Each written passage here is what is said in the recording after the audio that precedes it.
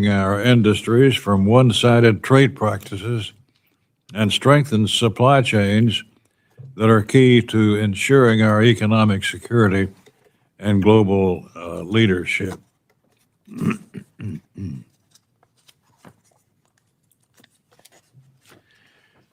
I've always been a big supporter of the Department of Commerce.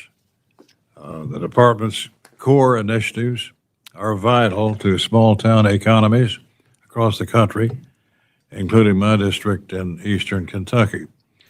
One of the most critical components of revitalizing rural America is expanding access to high-speed, reliable broadband. In far too many places, a lack of broadband access is not just an inconvenience. It's a barrier to education, job creation, entrepreneurship, and even basic health care. From EDA's emphasis on job creation and expanding economic opportunity to NOAA's local weather forecast offices that work around the clock to send out alerts during times of severe weather, the department's wide-ranging responsibility requires clear prioritization and accountability. We look forward to hearing from you, Ms. Secretary, on how this budget request furthers our shared goals of reducing wasteful spending, ensuring global competitiveness, expanding broadband, and driving economic development. Let me now recognize my ranking member of the subcommittee, Ms. Ming. Thank you, Mr. Chairman, and thank you very much, Mr. Secretary, for testifying today. And as a fellow New Yorker, congratulations. We meet today to discuss the Commerce Department's fiscal year 2026 budget request. At the same time, I must express my strong disappointment that we are still awaiting the complete details of the budget request. We are also awaiting the full legally required details of the Commerce Department's fiscal year 2025 operating plan, despite the fact that such details were legally required to be sent to our Appropriations Committee more than a month ago. These delays are unacceptable. They are also disturbingly a pattern that we have seen over the last 4.5 months, a pattern of significant and often illegal actions by federal agencies, including the Commerce Department. In most cases, we have learned of these actions not from the department itself, but from news media reporting and from grant and contract recipients whose critical grant funding and contract extensions have been delayed or frozen, often in direct violation of the Impoundment Control Act of 1974. We have also heard from numerous federal workers who have been fired without any good justification. The National Weather Service has taken a huge hit under this administration. Hundreds of meteorologists and other Weather Service employees were fired or felt pressured to sign up for Elon Musk's deferred resignation program. As a result, the National Weather Service has been scrambling to keep a minimum staff at weather forecast offices around the country. This staffing shortage has also forced the Weather Service to reduce its deployments of weather balloons, which have long provided critical information for accurate weather forecasting in local areas. This is all happening, by the way, right when both hurricane season and wildfire seasons are just beginning. The Weather Service announced earlier this week that it is moving its limited resources around, which will only change the locations that are experiencing staffing shortages. It has also announced that it has received permission to hire 126 new employees.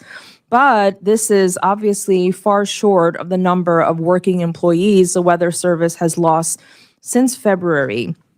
It is unclear when these new employees will be onboarded, let alone when they will be fully trained to the level of performance of the recently departed Weather Service employees. 5 former directors of the National Weather Service who served under both Republican and Democratic administrations wrote an open letter last month expressing their strong concerns. They wrote that National Weather Service staff, quote, will have an impossible task to continue its current level of services. Not only are there fewer forecasters, but there are also fewer electronic technicians responsible for maintaining the critical NEXRAD radars. Our worst nightmare is that weather forecast offices will be so understaffed that there will be needless loss of life, unquote. The administration is also holding back various emergency designated fiscal year 2025 Commerce Department funds.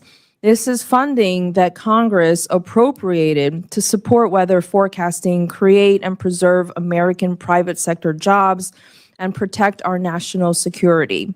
Holding this funding back is unacceptable, and the administration should issue the required emergency designations immediately.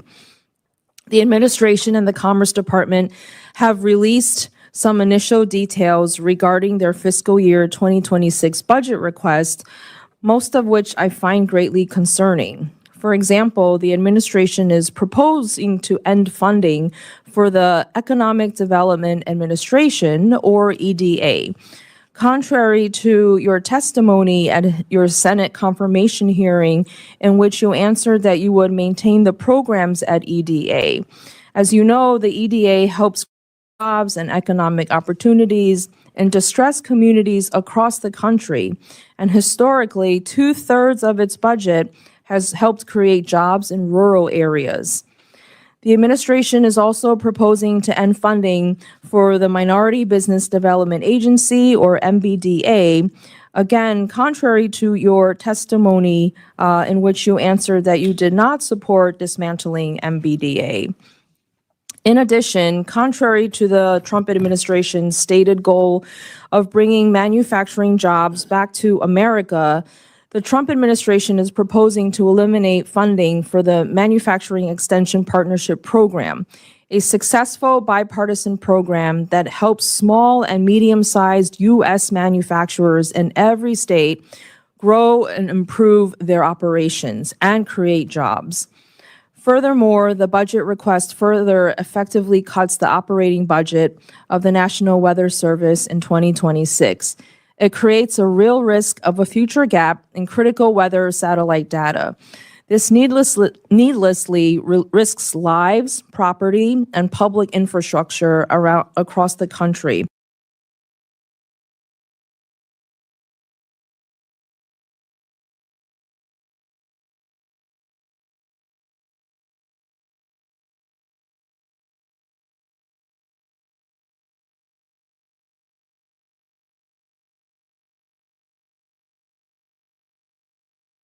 Discussing these and other concerns at today's hearing. And again, thank you very much, Mr. Secretary, for your testimony today. Thank you, Ms. Ming. I would now like to recognize our witness, Secretary Lutnick. Am I pronouncing that correctly, Lutnick? For an opening statement. Thank you. Without objection, your written statement will be entered into the record, and we hope you can summarize in 5 minutes. I'll do my best. Thank you, Chairman Rogers, Ranking Member Meng, and the members of the subcommittee. It is an honor for me to join you today. America is once again the most attractive destination for investment in the world. Under President Trump's leadership, the Department of Commerce is strengthening American industry, from the most popular to those industries that have been long ignored. We are focused on building in America and driving our economic growth, which will narrow the deficit, and we will deliver a new era of American innovation. Businesses are no longer looking overseas. They are choosing to invest in America first. Through the President's executive order establishing the investment accelerator in the Department of Commerce, we have already secured trillions of dollars of new commitments from world-class companies and sovereign wealth funds eager to build and invest in the United States. This surge in investment, paired with renewed commitment to fair and reciprocal trade, is reigniting Americans' manufacturing base. We are bringing car manufacturing back to Michigan and Ohio. We are reopening steel mills in Pennsylvania And just last month, Arizona welcomed the largest semiconductor investment in the United States of America, thanks to an investment of TSMC. The first CHIPS deals that we are improving now have commitments more than doubling to $300 billion of investment in America. And that's without spending any more taxpayer dollars than those CHIPS funds that you've already approved. So our Commerce Department is driving substantial investments across America and benefiting the American taxpayers. Critically, the President's America First agenda goes beyond just economic growth and investment. The President is taking concrete actions to protect American workers and our national security.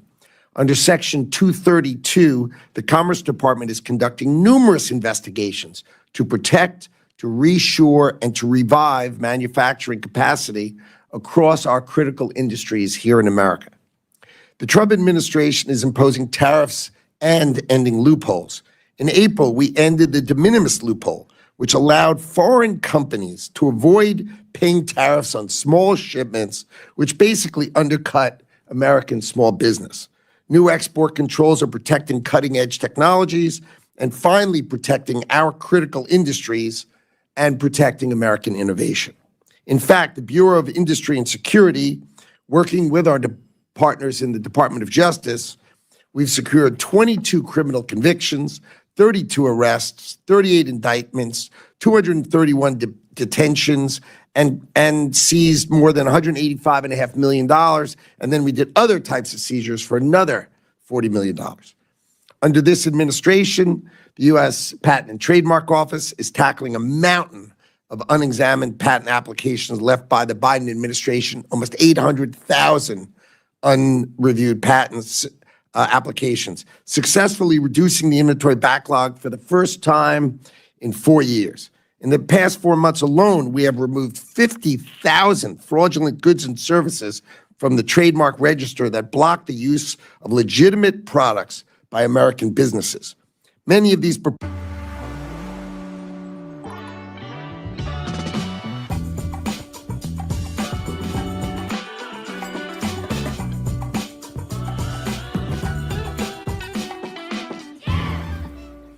to improve the understanding and prediction of how hurricanes intensify, this season NOAA's research centers will deploy new small aircraft drone systems and additional underwater gliders. This year, the National Weather Service will be running an experimental AI-based forecast system, and all data we will make publicly available. Today, this commitment to innovation means earlier warnings and increased accuracy for Americans, no matter where they live. For far too long, Americans have been unfairly treated by foreign nations because we allowed them to take advantage of our markets to the detriment of our own industry and Americans. Thanks to President Trump and this administration's efforts, we are reversing this trend by reshoring critical manufacturing, eliminating unfair trade barriers and practices, and investing in our American workforce. With your help, we will deliver growth and prosperity across our great nation. I deeply appreciate you inviting me here today, and I look forward to answering your questions and talking together. Thanks, Secretary, for those words. We have a full complement of members of the subcommittee with us this morning, and for that reason, we will do our questioning under the 5-minute rule.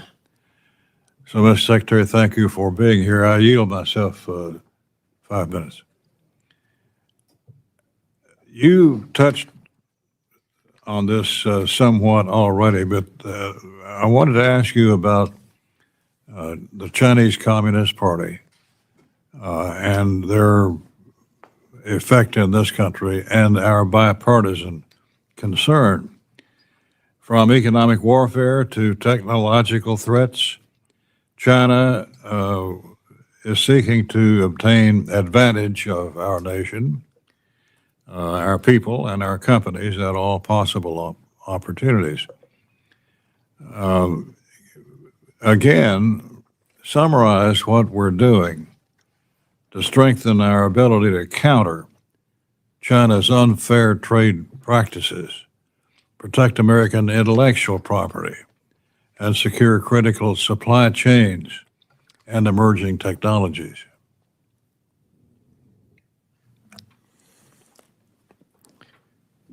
The Chinese Communist Party seeks to become the dominant culture of the world, and it uses our knowledge, our innovation, and our entrepreneurial spirit against us. It sends hundreds of thousands of students to train and learn here in order to build up their capacity to grow. They copy our innovations. For example, if you see their airplanes, gosh, they look just like the F-22 because they've copied our models and our systems.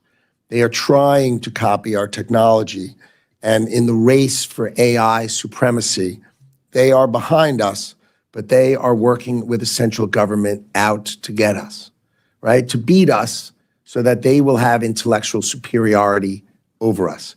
There is an AI race, and BIS, our bureau, is at the heart of protecting America, and that's why we've sought an increase in the budget, even though we're decreasing our overall budget. We need to arm the Bureau of Industry and Security to protect us and to help us keep key industries away from the Chinese so that they can't just copy us all the time. The budget request for BIS does not specify any specific initiatives related to increasing oversight of entities posing a threat to U.S. national security. Why is that so? I'd be happy to detail it either here or in writing, but the idea is to add enforcement agents, agents who carry weapons, agents who go and examine warehouses, examine those people who are exporting, examine the imports, find the particular items, and make sure we have export controls are rigorously enforced. So that is the specific use of the funds, is more people to protect and defend our export controls. The policies the government make need to be rigorously enforced, and we're trying to increase the enforcement capacity because we just don't have enough enforcement agents to do a great job. Let me switch gears and ask you about the National Weather Service. Kentucky has been the target of floods and tornadoes and everything else. In fact, we lost 20 people 2 weeks ago in my hometown and adjoining area. I'm concerned about the implications of local weather forecast offices operating at reduced staffing levels. Take, for example, the Jackson, Kentucky office, which is currently operating with multiple vacancies and no permanent meteorologist. What can we do about that? What steps are being taken to ensure NOAA's local weather forecast offices have the resources, the technology, and staffing to issue timely, accurate warnings and protect lives in high-risk communities? All weather collection technology is in full force and effect. Our satellites, our balloons, all sources are in full force and effect. The National Weather Service employs 2,100 meteorologists. Less than 130 took early retirement. It is fake news and inappropriate to suggest a single meteorologist or hydrologist was fired. That is preposterous and silly. Less than 5% chose to retire, and we, using these responsible Commerce Department, sought and we're granted the ability to hire those people, the same number. So we will have no reduction in force. Our National Hurricane Center has full staff. And I want you to understand just the last portion, what you said. We have numerous regional offices, which are generally small, and they usually have 3 or 4 meteorologists. And these exist because the data is locally hardwired into old computers with hard drives and green screens. If I showed it to you, you would be embarrassed. The idea is to automate that, to put it on the cloud so that the 2,100 meteorologists we have and the hundreds of hydrologists that we have can forecast the weather from central locations and back up each other and be more appropriate. So I think the technological advancements we will make over the next year or 2 years will totally change these things. But I want to be crystal clear. Every single person, the National Weather Service, we are at full staff, we have full capacity, and we will have the best forecasting capacity that we possibly can to protect Americans. And I will not sleep if that were not true. That is required of you, of me, and of America, that we deliver that for American people. And I promise you, we are. Ms. Ming? Thank you, Mr. Chair. I'm glad to hear the status update of the regional local weather offices.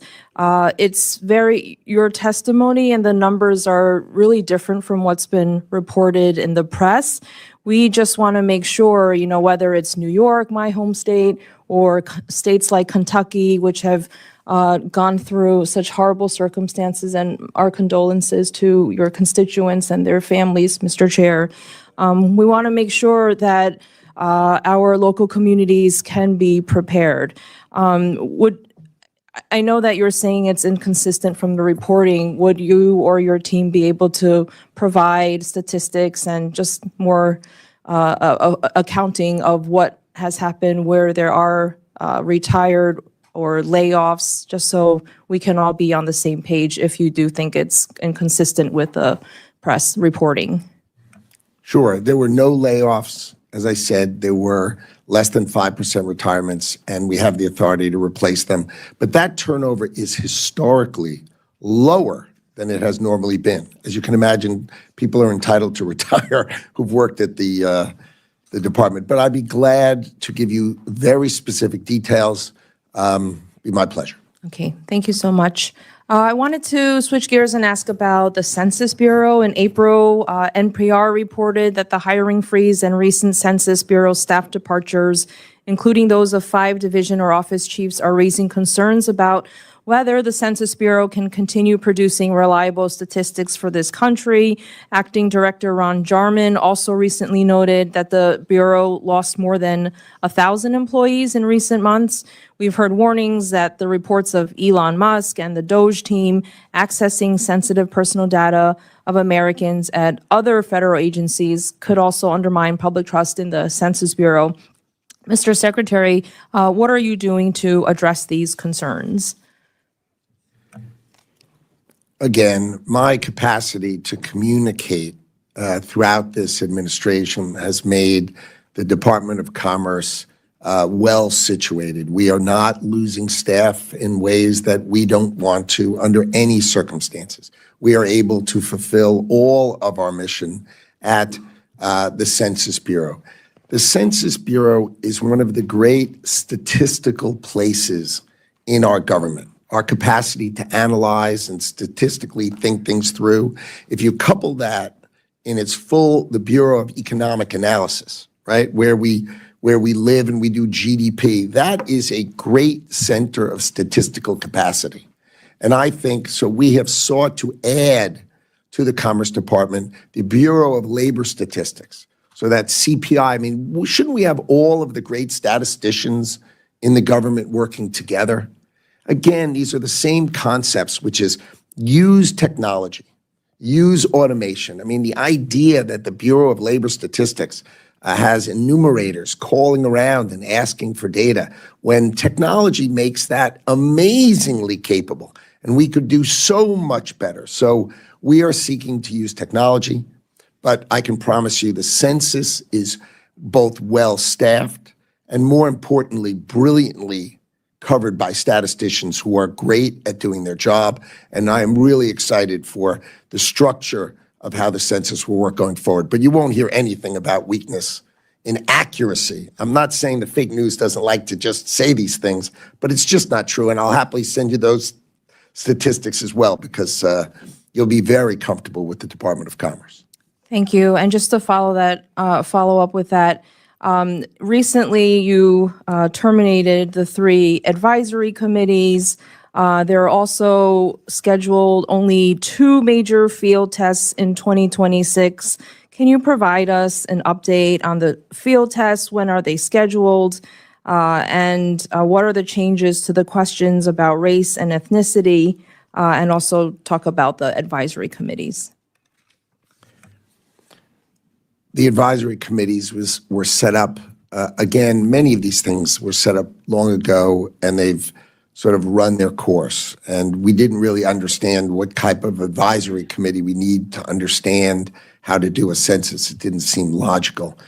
With respect to the questionnaire, we have not considered that as of yet. So we have not spent the time thinking about those topics. Texas has become a leader in semiconductor production, thanks to strong partnerships between the state, their local political organizations, the industry, the universities, and the workforce training centers, including programs tailored for veterans and military families. How is the department supporting these types of locally driven efforts? And what more can be done to accelerate the pipeline of skilled American workers entering the semiconductor industry?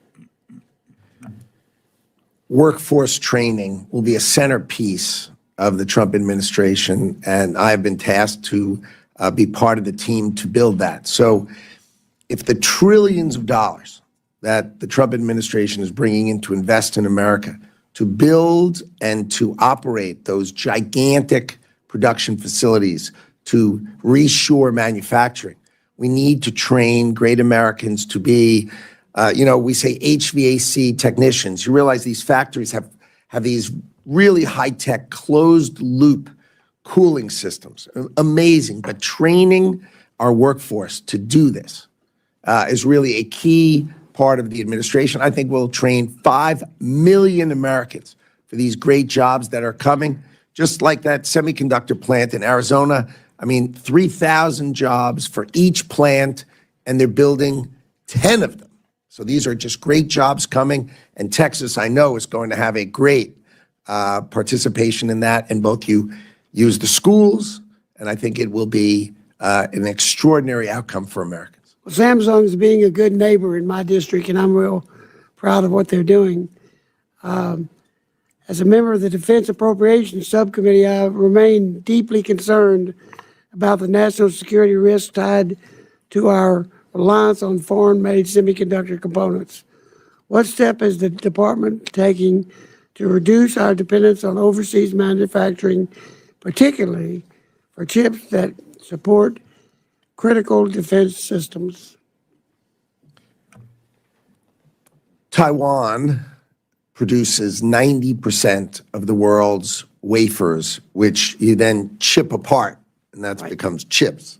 So the United States has demand for 10 million sort of high-end wafers, and we, with the increase of $100 billion investment that the Trump administration was able to bring in from TSMC, we will get to about 12% production, woefully inefficient.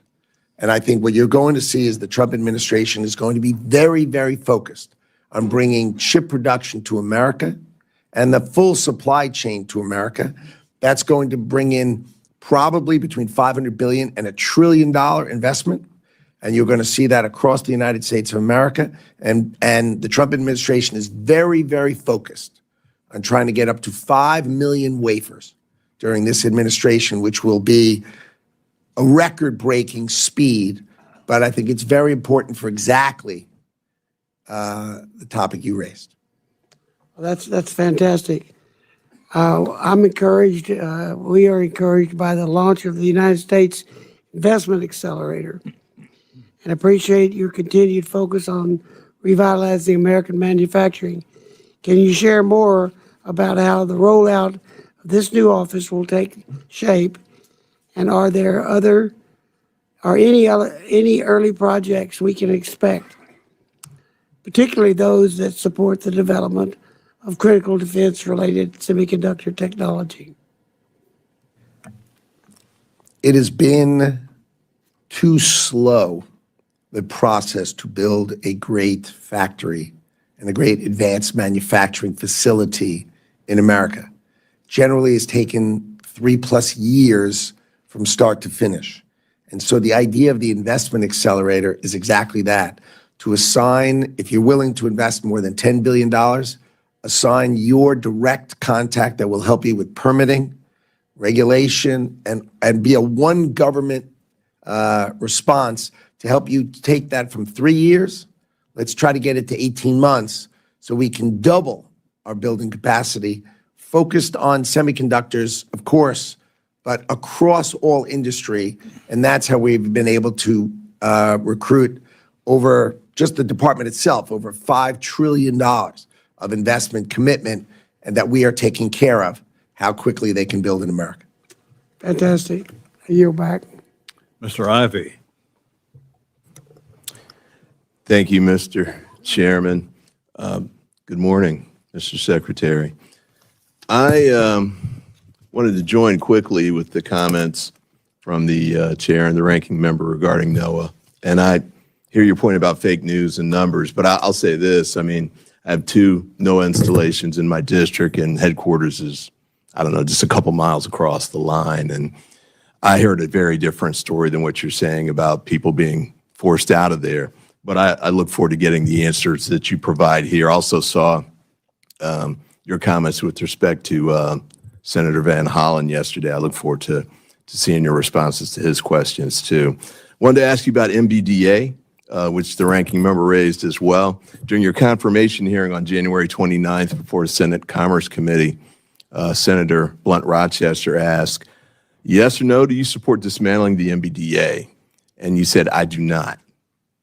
Now, I got the skinny budget numbers here, and it's got EDA and MBDA combined with a cut for $624 million. And in the narrative connected with that, it says that MBDA, the agency, is fully eliminated.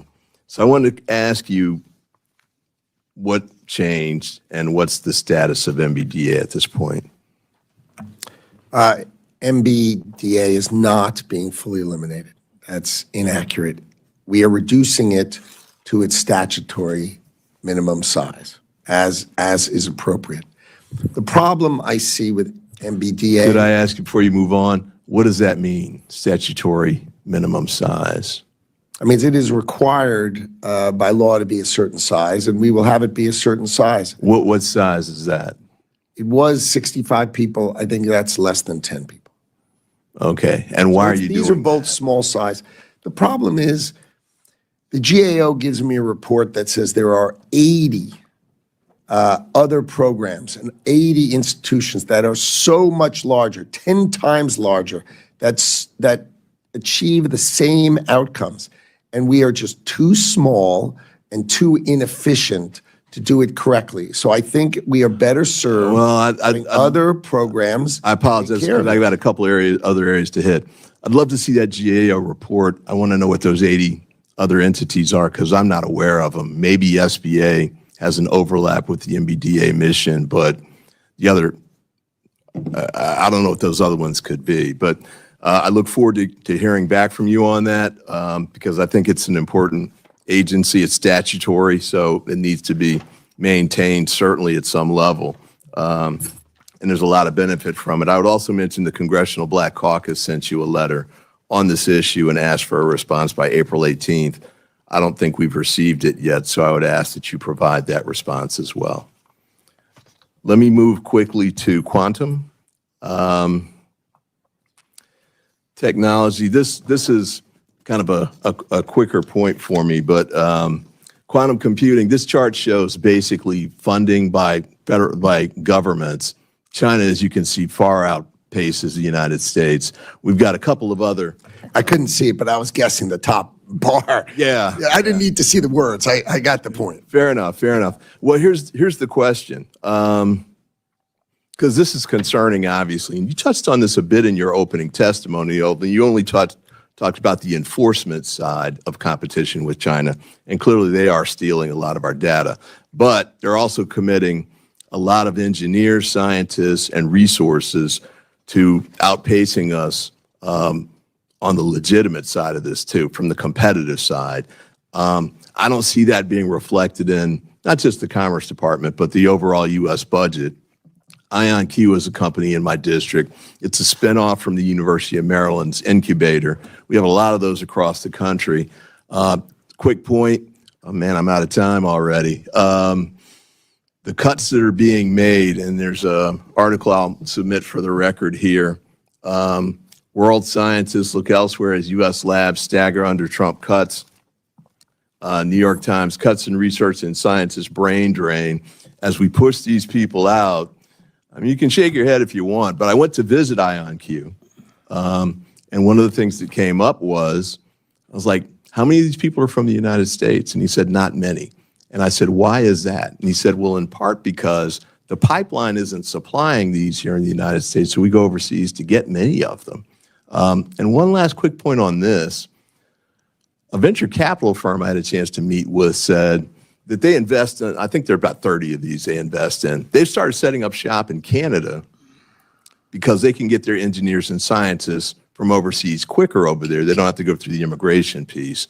So we're losing money on that front. So look forward to hearing from you on that. Mr. Chairman, I apologize for the overrun and appreciate your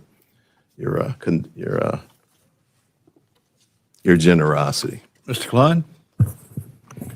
Thank you, Mr. Chairman. Mr. Secretary, I appreciate you being here. As you've highlighted concerns about the potential for unfair treatment of American tech companies in the EU, which could potentially force them to make costly operational changes, can you share with us some of the steps the U.S. government's taking to promote a level playing field and prevent discriminatory practices like excessive fines and forced business model changes under regulations like their Digital Markets Act? This is a key topic for us in our trade negotiations with the European Union. We have a huge trade deficit in goods with the European Union, $235 billion. So they're just getting great advantage of us. And so part of our reciprocity is they also attack our great technology companies because they don't have them. So they write these bills, but basically they could just write America in the bill because they're only attacking great American companies. And it is the Trump administration's view that is unacceptable. That if you want to have a trade deal with us, you're going to take your foot off of the necks of the great American companies and treat them with respect, especially if you're taking this much advantage from us. So we are looking at that as a one combined way of thinking, and that's why we get calls from American companies that say, thank God someone is finally looking out for us. Can you elaborate on what steps the U.S. would take if the EU tries to regulate American AI through DMA or other regulatory means? I think the president has made it clear that he views trade and that they have a $235 billion trade surplus with us. And he will say, well, if you're going to treat us poorly, we're going to treat you poorly. And if you want to treat us well, we'll treat you well. Let's be reciprocal in how we treat each other. You're taking advantage of us. And I think the president will make sure, since we are the inventor of all of the leading AI chips of the world, we, America, are the inventors. We create it all. We make them in Taiwan. That's another topic. But we invent it all. We need to protect our intellectual property, and we need to make sure our compute power is here in America. Mr. Secretary, in your testimony, you mentioned the removal of more than 50,000 fraudulent goods and services from the trademark register. Can you expound upon your efforts to counter trademark fraudsters, especially those that are foreign entities? What is common is that a great American company puts a trademark out, or even a young American company, and these other companies, and generally China is the leader in it, but they're not exclusively. They then file thousands of trademarks, modifying it slightly all around it, and sort of circle you and use our laws against us.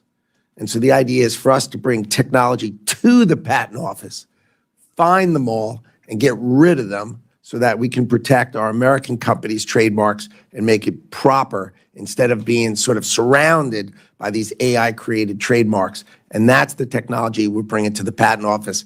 The Commerce Department is going to be so much more technologically capable when we are done with this administration. You won't be able to recognize it as compared to what was there before. Let me ask you about the BEAD program. Yesterday, you told our Senate colleagues that states must choose the cheapest option under the BEAD program.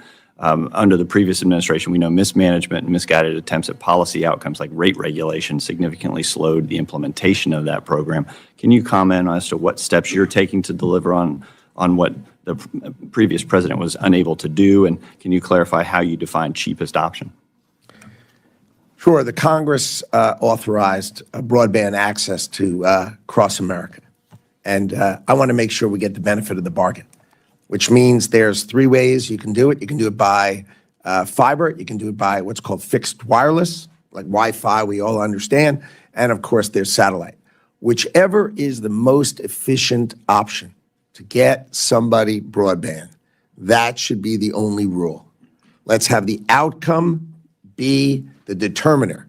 And if it's a tie, then, of course, we don't care at all which one you pick. But don't run fiber. They had proposals where they were running $100,000 fiber to a house that was appraised at $100,000. That's silly. So whichever is reasonable. So what we've asked all the states to do is rebid just with reasonable technology, and then we'll get the money out the door. In the calendar year 2025, the Biden administration had 30 months, and they got zero out the door. So that's the difference between the Trump administration and the Biden administration. We will get the money out the door. Thank you for keeping the taxpayers in mind. Appreciate it. Yield back. Mr. Briley? Thank you, Mr. Chairman, for calling us together, and thank you, Mr. Secretary. Also, as a fellow New Yorker, I congratulate you on your appointment. You mentioned earlier the mission of the U.S. Commerce Department. You said nothing will take away from our mission. How would you, in a sentence, describe the mission of the Commerce Department? To protect, to defend, and to enhance business in the United States of America. And the mission, according to the Commerce Department, is to create the conditions for economic growth and opportunities for all communities. Would you agree with that definition as well? Sounds excellent. Okay, great. And I apologize, 5 minutes is so little time. We could have a much longer conversation. I hope we will have the opportunity to do that. I want to also just reiterate what people have said. This is not your choice, but I would pass along to the president that doing budget hearings when we don't have a budget is really hard to do. It's hard to drill down on numbers we don't have, priorities that you have. I appreciate you being here. I appreciate you defending the administration's approach, but it is really hard to do. So you don't need to respond to that. But I would love if you would provide, to whatever detail you can, the trillions of dollars of investment that have been made during the last couple of months and how we were able to achieve the commitments of those trillions. I will do note, because this subcommittee had a fair amount to do with the CHIPS and Science Act, that I suspect much of the chip investment being made, whether it's in Texas or whether it's in Arizona or made in upstate New York in Syracuse, is partly by the bipartisan CHIPS and Science Act. I hope you'll continue to continue those efforts. I have to say that in talking to folks both in my region and upstate New York, but throughout the state and other folks in the business world, what I hear about most is the need for predictability. And I have to say that most of the commentary that I hear from CEOs is the lack of predictability caused largely by the tariff situation has made it nearly impossible, whether you're a business large or small, to make judgments about where you'll deploy capital and where you'll deploy workforce. As decisions are made to advance tariffs, sometimes reciprocal, sometimes and then retrench, and then put them back in place, retrench again, that what I'm hearing, and this is different clearly than what you're hearing, because I feel like we live in maybe an alternative reality, that many people are not making decisions at all on investment because they don't know whether the president intends to follow through. Even the most recent announcements that there's another 90-day pause, during that 90-day period, people are saying, I don't know what this means. Should I move ahead? Should I not move ahead? Are we going to pull back? Are we going to advance? What should I be telling them about predictability, which is so important? I mean, you're a CEO, former CEO. You know this in your business world. Predictability and what you can expect both from your government and from the markets is so critical in making decisions about investment policy. We had a bad deal in America that produced a $1.2 trillion trade deficit. So fixing that will take some time. It will not take a lot of time, but it will take time. I view letting the greatest deal maker that the United States has, who's in the Oval Office, let him make the deals. He is making the deals. I'm working on them all the time.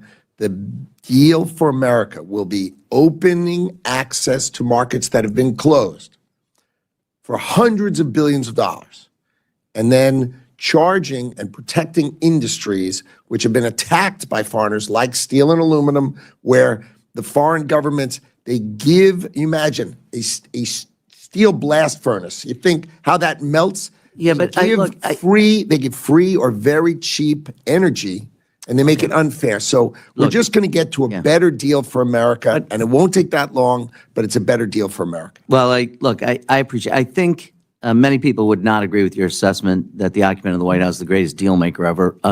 I'm certainly not the greatest deal maker ever. I've never gone bankrupt in businesses that I've been involved in. So I'm not sure I rely on that, but I also don't want to rely on a single individual. But to my point, the advancing of tariffs and then bringing them back and causing, but how that goes to the predictability issue. I don't know how people can rely on what the tariff situation is going to be, even when the courts in the United States have said emergency powers expressed by the president are well beyond what was envisioned by the Congress. So on predictability, I would just say, because I think we'll probably agree to disagree, I would just leave you with what I'm hearing from people is not making investments, not being willing to make decisions because they don't know what to rely on. And frankly, I don't want to get into name calling. I know what people have said about the president and the whole thing. That's not important to me. What's important to me is advancing American interests. And look, that's what we were trying to do in the past for all the criticisms of the previous administration. Both Congress and the administration were interested in investing in core industries that were so vital to our national and economic security. I'd love to talk to you further, whether in settings like this or offline, because I really do think we all want to advance American interests. So thank you, Mr. Chairman. I yield back. Mr. Gonzalez. Thank you, Chairman, and thank you, Mr. Secretary. It's a breath of fresh air to have a non-bureaucrat come up here and not give bureaucratic answers on very complex situations. So thank you for that. You have a great team. Harry's doing a great job for y'all. You've built a wonderful organization. I applaud the administration. In a very short period of time, President Trump is making America great again, and he's doing it through executive orders. I look forward to working with my colleagues here to make sure we codify those long-term. I'll start off with a softball on trade. I represent nearly half of the overall southern border. I appreciate the work the administration is doing to ensure our foreign partners are aligned in the same direction when it comes to strengthening our economic and national security alliances. In particular, communities in my district, which spans over 800 miles, are dependent on strong, reliable partnerships with Mexico and our Latin American countries to strengthen national security, public safety, and promote economic prosperity. How can we leverage the relationship between U.S. and Mexico to strengthen our North America footprint to compete against our foreign adversaries like China? Mexico is a huge trading partner of America. What has happened is NAFTA allowed, corporate chieftains to take their factories out of Michigan and out of Ohio and move it to where there's cheaper labor. So they attacked American workers for the benefit of corporate profits.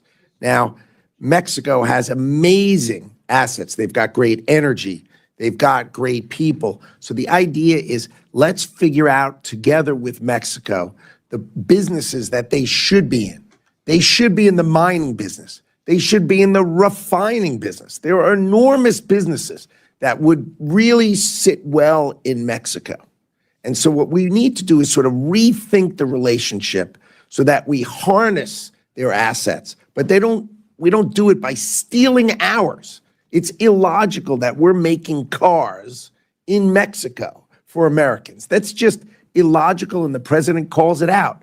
But there are enormous things that we can leverage and lean on our great partner just to our south in Mexico to enhance their business and, of course, then enhance the ability for us to import and to do business together. I think the relationship will be great. It just needs to be reimagined in a way that takes care of American workers and doesn't just give them a hard time.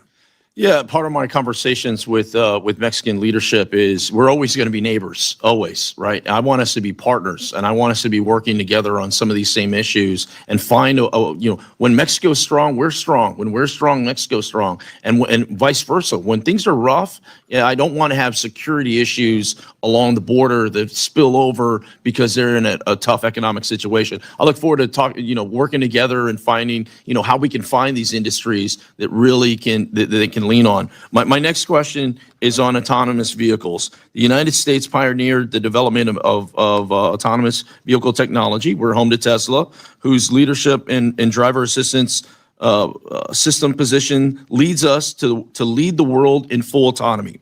As the Chinese Communist Party aggressively ramps up its own AV development, we can't afford to fall behind. I understand that on January 16th, 2025, the Department of Commerce, BIS, which you spoke about earlier, issued a final rule to safeguard our national security by restricting certain ICTS transactions involving foreign adversaries, including those related to connected vehicle systems and automated driving software. What other actions is the Department of Commerce taking to ensure the United States maintains the global leadership in autonomous vehicle technology? I would just point out that January 16th is a running out the door policy by the Biden administration. So the Department of Commerce is deeply considering working closely with industry to make sure we are enhancing both our EV industry and, importantly, that you spoke about the connection between AI and really manufacturing, bringing those two together. That includes both advanced manufacturing and, of course, like autonomous vehicles, which is another example of that. So I think we are very focused on that, and you're going to see new rules coming out of the Trump administration that would be more along the lines of what you would hope, which is industry and government working closely together to make sure we're the winner. Good, because this is the future. This is where we're not reading it in a book. We're living in it, and we need to lead on that. I certainly look forward to continuing to working with you. Thank you again for your testimony, Chairman. I yield back. Ms. Dean? Thank you, Chairman Rogers. Thank you, Ranking Member Meng. Thank you, Ranking Member DeLauro. And thank you to you, Secretary Lutnick. Thanks for being here today. I want to pick up on what Mr. Morelli was talking about, and I'll use the word stability. And I think you know this from your many years in business.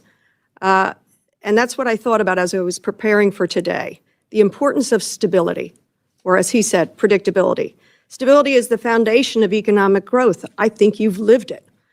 Businesses need clear and predictable rules to plan and to invest for the future.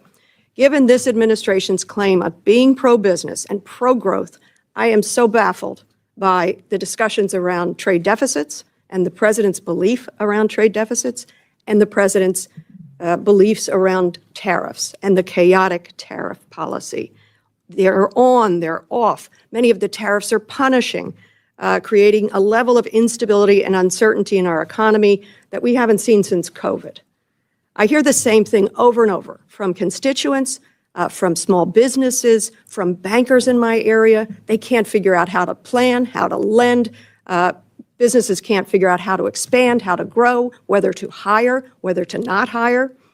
And I'd heard just literally this morning from a very large American retailer. First word out of the woman's mouth was uncertainty, and the last thing she said to me was uncertainty, all surrounding tariffs. The lack of predictability. I also serve on the Foreign Affairs Committee, was recently in UK and Denmark, met with the American Chamber in both countries. Confused, uncertain, they can't figure it out. What in God's name is going on? We cannot plan to grow businesses. We cannot plan to grow growth and jobs. So I am baffled, absolutely baffled, by this administration's talk around trade deficits and tariffs. I fear the administration lacks a basic understanding of what a trade deficit is. I think many economists take issue with equating a country's trade deficit with any one country and its economic well-being. Some economists actually view a trade deficit as a sign of a country's economic health because it means we're purchasing more. For me, I have a pretty large trade deficit with my local grocer or my hairdresser. It's a good thing. It means I have money enough to get my hair done once in a while and to keep food on the table. It tells nothing about my overall financial position. Do you know when this country actually had a trade surplus, Secretary?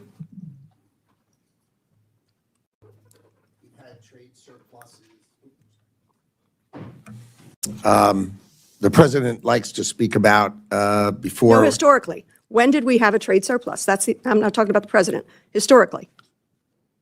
I think early, about 100 years ago. It was the Great Depression. It was a sign of what was going on. It was during the Great Depression. That's a direction none of us wants to go. Tariffs. It's 90 days. We're going to have 90 deals in 90 days. Then there's a 90-day pause. Many of these tariffs, as they say, punishing. Tariffs on things that make no sense whatsoever. Where are we going to go with the remaining deals? I know of one deal that has been apparently resolved with the United Kingdom. We got 89 more deals to do in just a few more days. Where are we on those deals? We are in the midst of negotiations with dozens and dozens of countries. We could sign deals, but they're only going to get better as we negotiate them.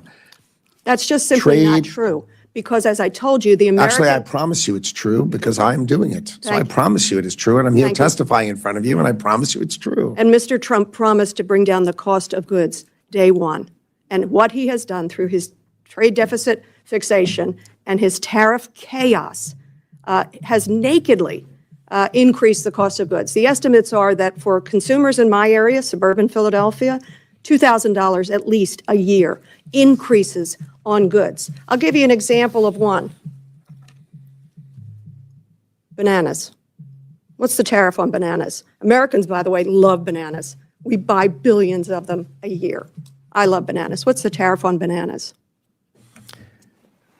The tariff on bananas would be representative of the countries that produce them. And what's that tariff? Generally 10%. Correct, 10%.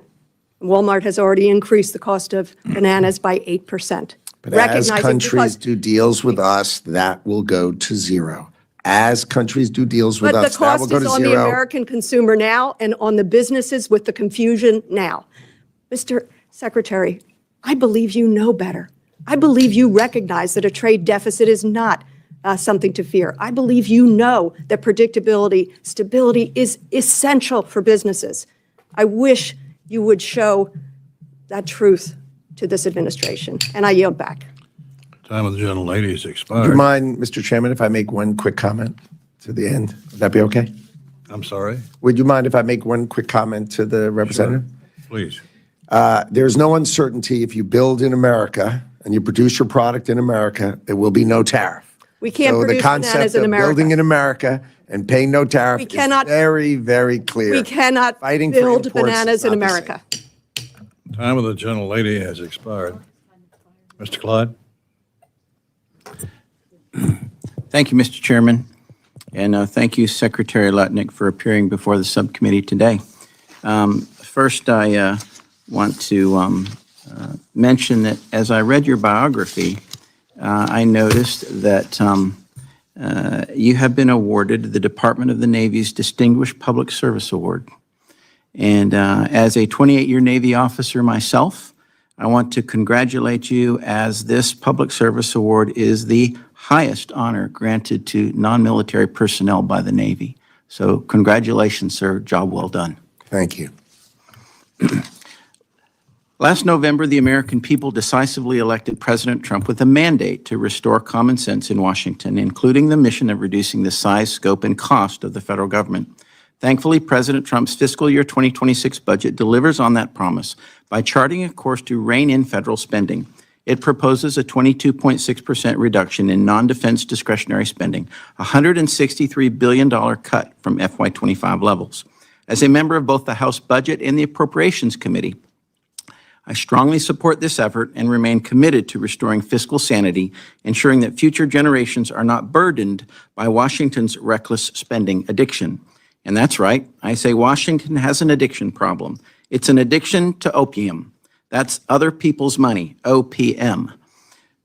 Washington needs to go to rehab for this spending addiction, and I was encouraged to see that your budget request reduces the Department of Commerce's footprint by $1.75 billion, a 17% decrease from the FY25 enacted level. And your proposal rightly eliminates duplicative programs within the Economic Development Administration and the Minority Business Development Agency, and curtails over $1 billion in federal dollars that the Biden-Harris administration funneled into radical climate initiatives, research, and grant programs. So thank you for that.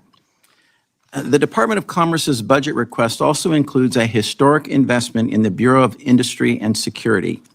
Now, that bureau is also responsible for a rule issued in April of 2024, an interim final rule, which makes permanent the pause on firearm export licenses, severely restricting U.S. manufacturers from exporting firearms, ammunition, and components. This rule shortens license durations from 4 years to 1 and requires case-by-case approval. It also revoked around 2,000 previously approved export licenses, forcing companies to reapply. So, Mr. Secretary, does the Department of Commerce have any plans to rescind this Biden administration interim final rule? How are you going to handle that? Yes, we're looking into it now, and I find that inconsistent with our views. So we're examining it now, and you should expect us to comment on it shortly. Thank you. Thank you very much. I encourage you in every way to rescind that rule. I think it's very, very damaging to the firearms industry.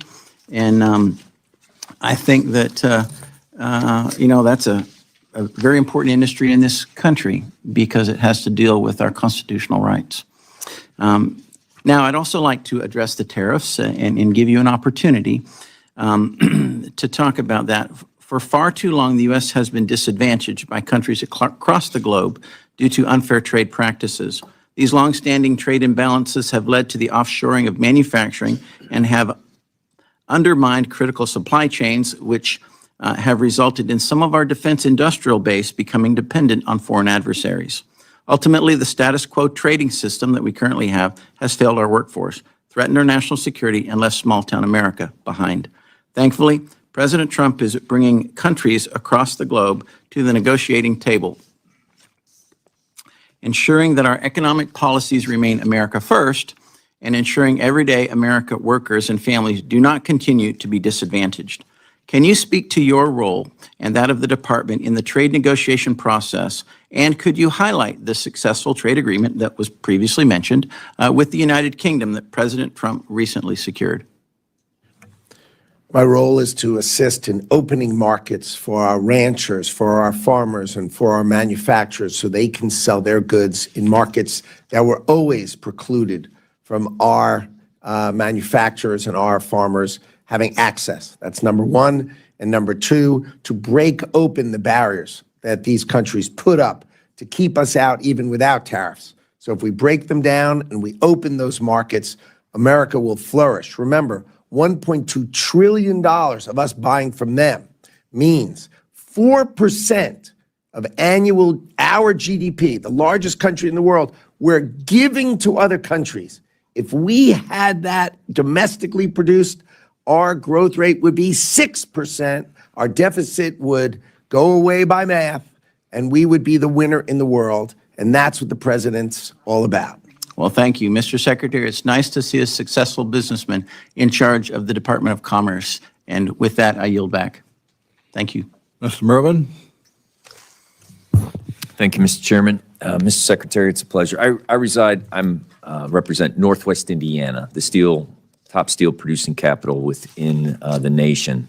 With that, giving credit where credit's due, Section 232 helped our steel industry, our steel workers, and also our trades in the first administration. Now, as we go through this, So they're happy, right? Your constituents are happy. the market goes up and down, as you well know, in the steel industry. No, they were happy with Section 232. That's why I said I give credit where credit's due. Thank you. Yes, sir. So my underlying question is, ultimately, we want to make sure we have a level playing field and capacity in foreign countries such as China. They subsidize their steel, they flood the market, then my steel workers and people within my community lose their jobs. I'm going to give you an opportunity to talk about the 50% steel tariffs that are in place now. And I also want to talk about the concern that I have for downstream industries. Specifically, you had talked about in many different areas, reshoring domestic manufacturing. I am on board and have advocated for reshoring domestic manufacturing. The time it takes to invest those trillions of dollars and build up for capacity to build as you had mentioned, cars are being built in Mexico for America. How are we going to invest, or how are you, one, the impact of the 50% tariffs, if you could discuss that with me, and then how is it affecting downstream industries, and what is the plan to make sure that those individuals who work in those plants that are downstream of the steel industries are going to be protected? So foreign countries subsidize the power, which is the biggest cost. Energy. And so China can produce steel at $450 a metric ton. And our price was generally just below $1,000. So they were basically put 40 blast furnace companies out of business. So they basically were crushing steel in America. And Donald Trump came in and said, look, it's a subsidy. So we put on 25%, and that moved the price up to about $900. And then it started to drift down because the Chinese are producing it at $450 because they don't pay for power. Right. And so the president said, I've got to protect domestic steel because his view is you can't fight a war unless you can make steel. You can't fight a war unless you can make aluminum. And the steel workers and aluminum workers of America are happy because they're being protected. Their reasonable price point is where we are right now, which is just below $1,000 a metric ton. We are going to build tens of billions of dollars have been committed because of that to building plants, mills. Can you give me examples of the promised investments? Hyundai promised $7.5 billion. Hyundai? Hyundai, you know, the Hyundai. Korean. Hyundai, yeah. sure. $7.5 billion plant. There were a variety, I met with a variety of steelmakers who offered us about $6 billion of two new plants. Nippon Steel, $14.1 billion of new investment. That's a whole nother 5 minutes, but yes. I believe you. But those are commitments that we have. And in auto, we have $250 billion of commitments because of the tariffs to build and reshore in South Carolina, in Ohio, in Michigan, in Tennessee.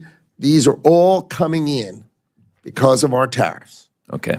So along with tariffs is the enforcement that you talked about. So one of the reasons why I wanted to be in this committee is to be able to make sure that the enforcement side of it, the ITA, has the resources necessary. Are you here making a commitment that there won't be cuts to the ITA that will reduce the resources that they need to make sure that the enforcement of the products that are coming into our country, that we could track that?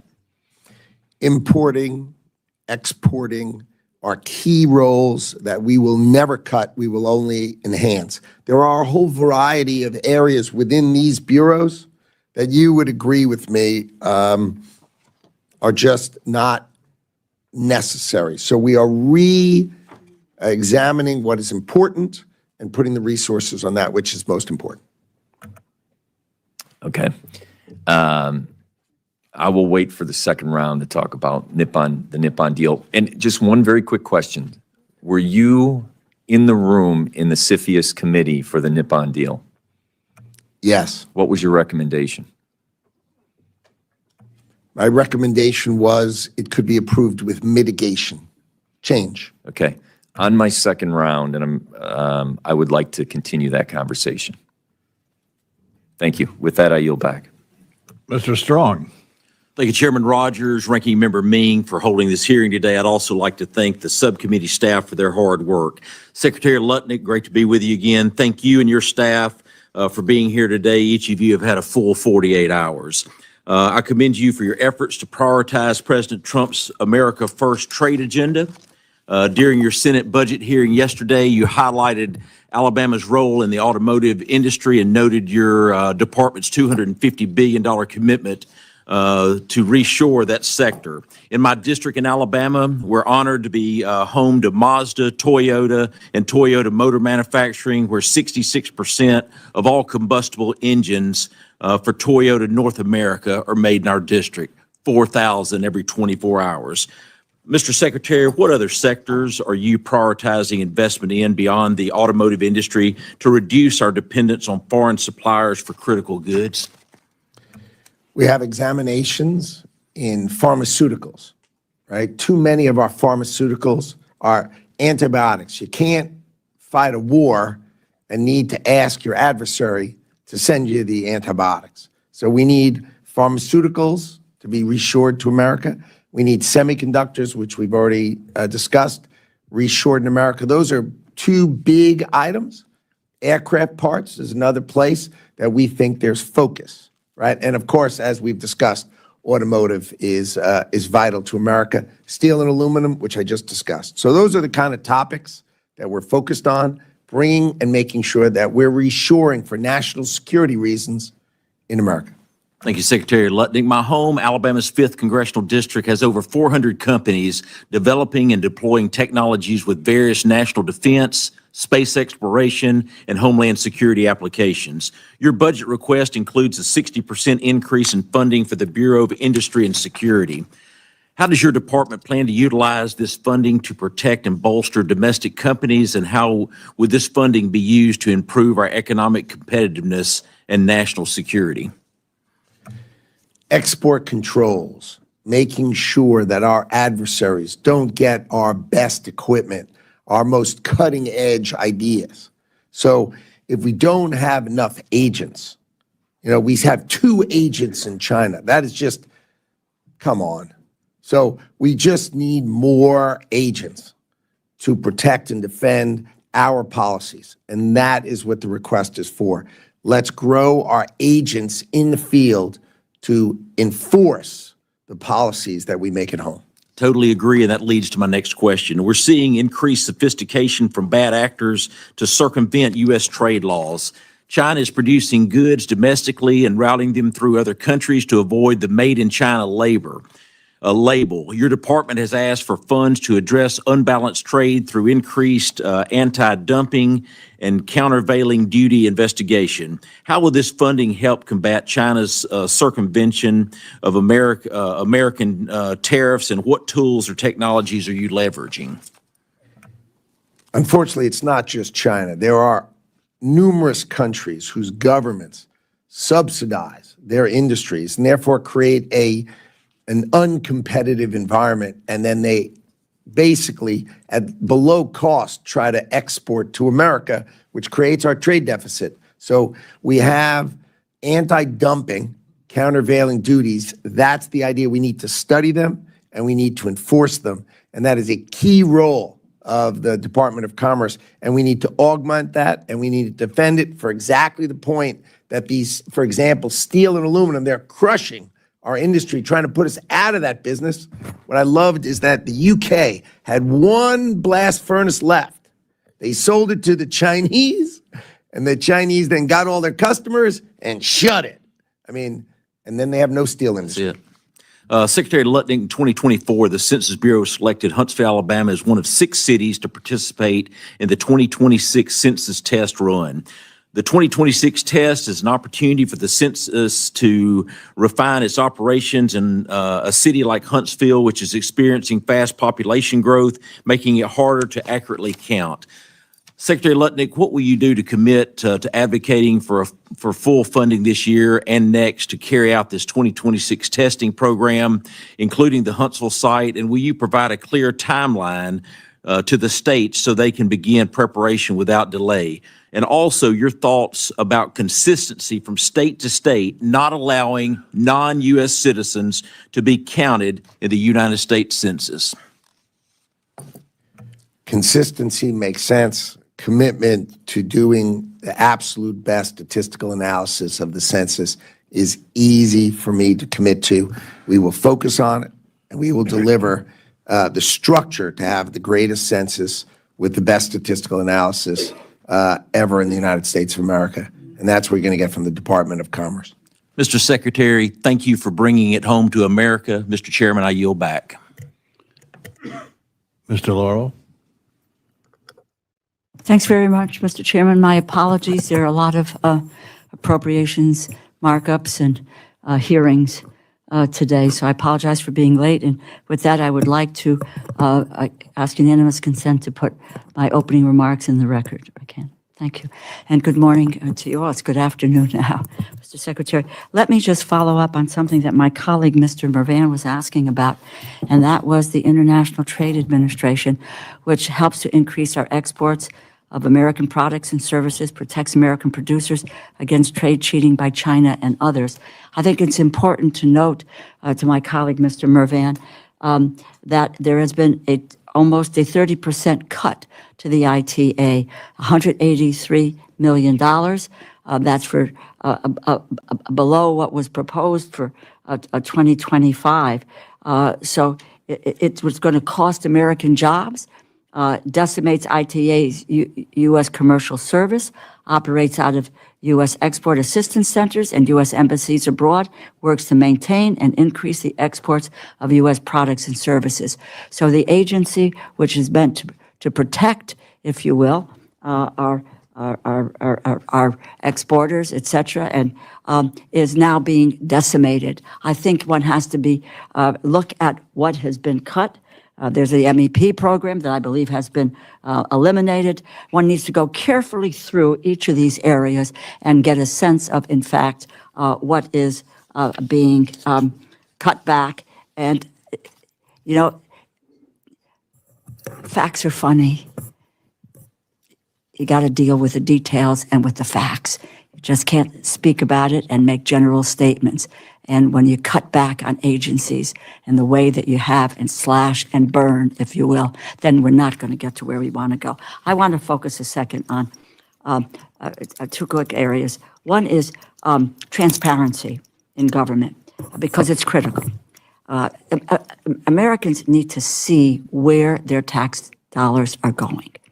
And since 2022, we've had in place, I say that and maybe self-serving, I worked hard on this issue, and we got bipartisan, bicameral agreement to make sure that the executive branch, and I made sure that was in with a Democratic administration, they are legally required to publicly post budget documents. That is how and when, how and where taxpayers' dollars are being spent. They're called apportionments. Put that aside. It's about saying how the money is going to be spent, and that is online. Now, this information is legally required. It's binding on a federal agency. The Office of Management Budget uses the information to tell agencies how and when they can spend the funds that Congress has appropriated. Beginning in March, OMB stopped posting these documents. This is illegal. And it's a slap in the face to the principle of transparency, accountability in government spending, which this administration claims to champion. Mr. Secretary, I'm going to ask for your commitment to once again making the amount-specific budget documents, apportionments, how and where U.S. tax dollars are being spent by the Department of Commerce and its bureaus publicly accessible. Will you commit to doing that? It's my understanding that my department is following the CR with precision as is required. No, you are inaccurate, because I'll get to spend plans. We do not have details on the spend plans, which the CR requires. And it hasn't happened. We have a lack of specificity on this is it's more than 5 weeks after the legal due date. We do not have a detailed spend plan as required by the law. Let me go back. Will you commit to getting online how and where the American taxpayers' dollars with regard to the Department of Commerce are being spent as is required by the law? I will, of course, follow the law, but it is my understanding, as I've been advised, that we have filed precisely according to the CR's requirement. I do not know who you got your advice from, but this is the Appropriations Committee. We're looking at every spend plan. And let me just tell you, the bare bones spend plan was 3 weeks late. Surely in that time, you must have had time to put together a more detailed spend plan. This is false. The law sets out the timeline and the level of detail. This is what is happening is illegal and in contravention of what this committee does and it puts together. And if you can't make a commitment, I take that as no, you will not commit, so that the public has no idea of what any agency in this administration is, how they're spending the taxpayers' dollars and where those dollars are going. I yield back and wait for a second round. Thank you, Mr. Chairman, for your indulgence. Mr. Moore?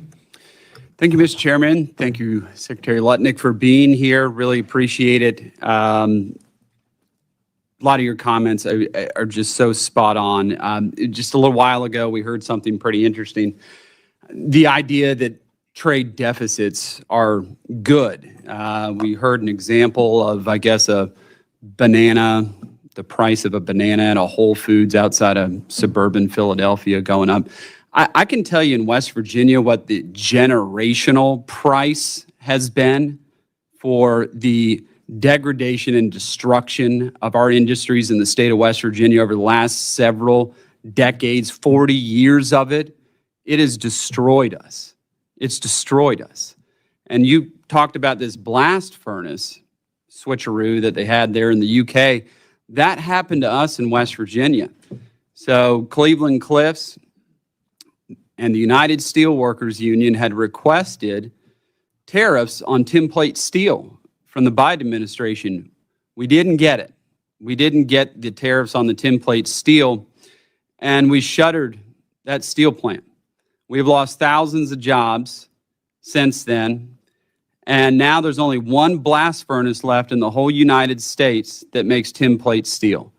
And I would appreciate it if the Commerce Department would take a look at that, because that is a national security issue, and it's terrible for us. I mean, we used to be known for manufacturing steel. It was hugely disappointing by the last administration not taking any action on that.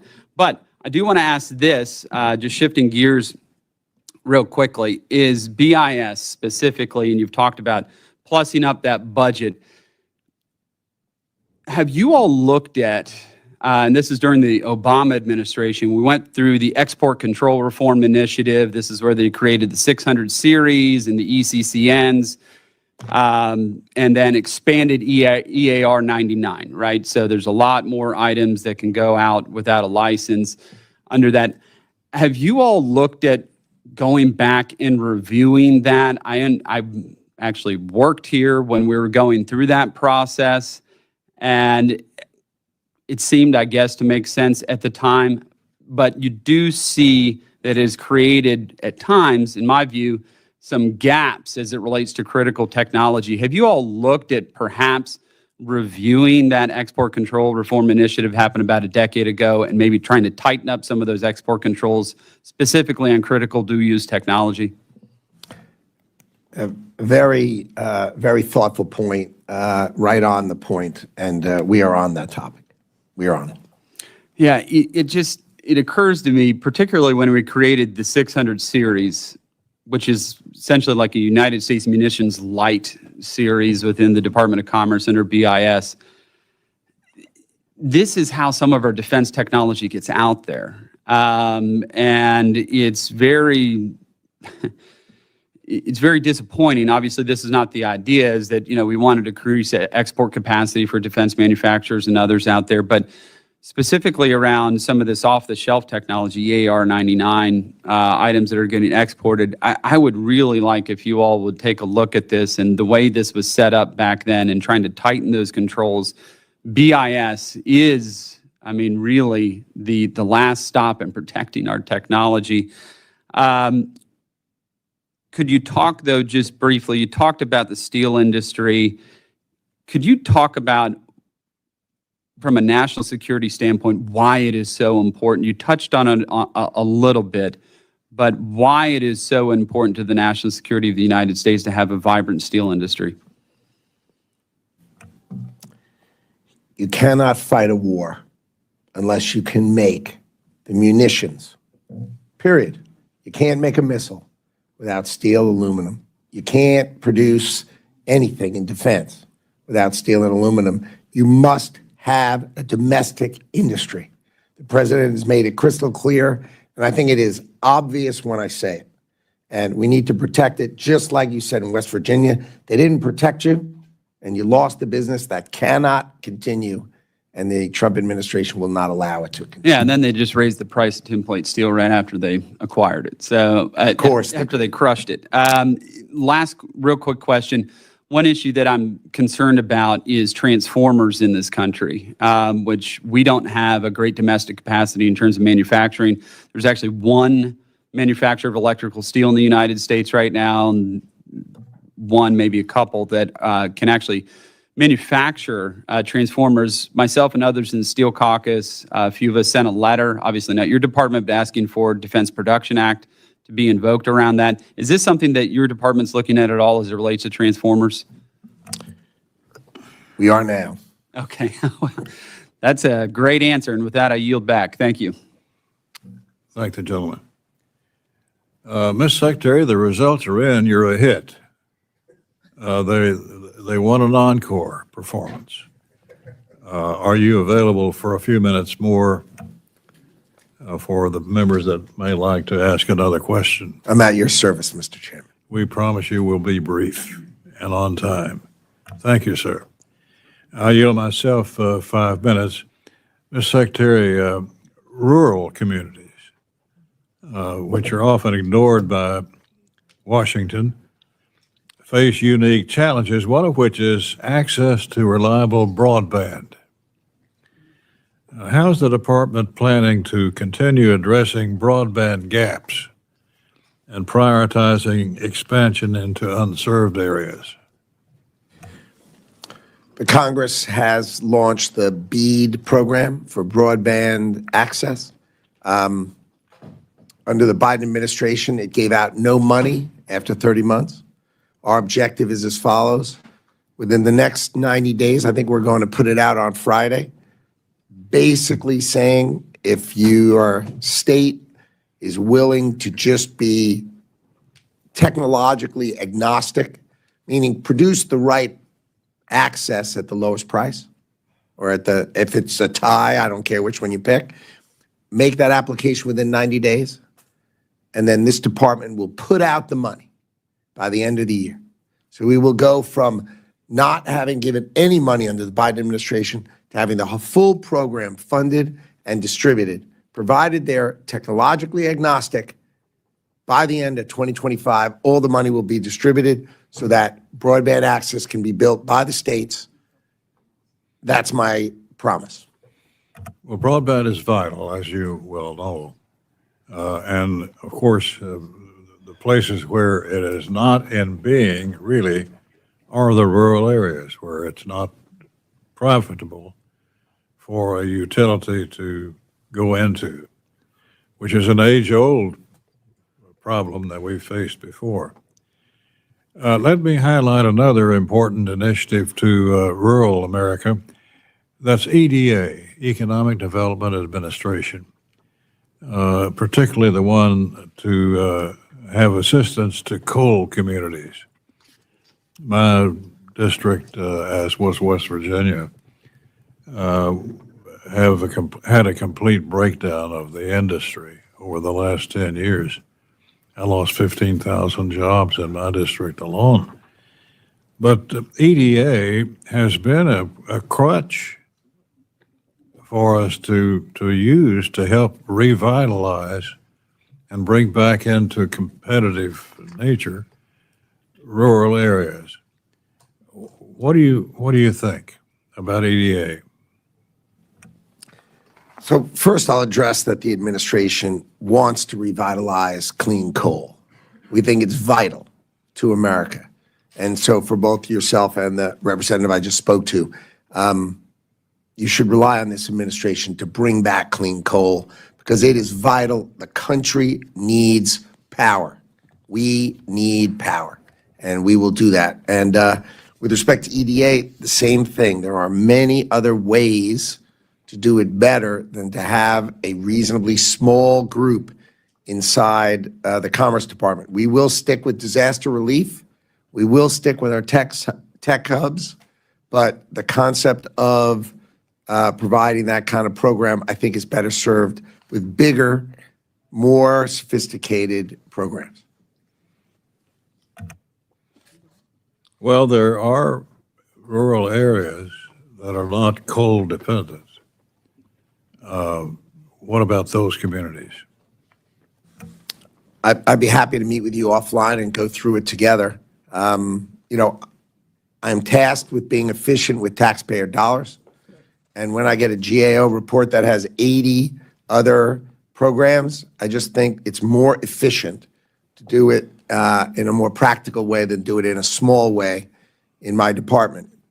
Not that I don't enjoy doing things, but efficiency is my objective. And I think it was important that I show a budget that was substantially lower, that proves that we can do our great job with less taxpayer dollars.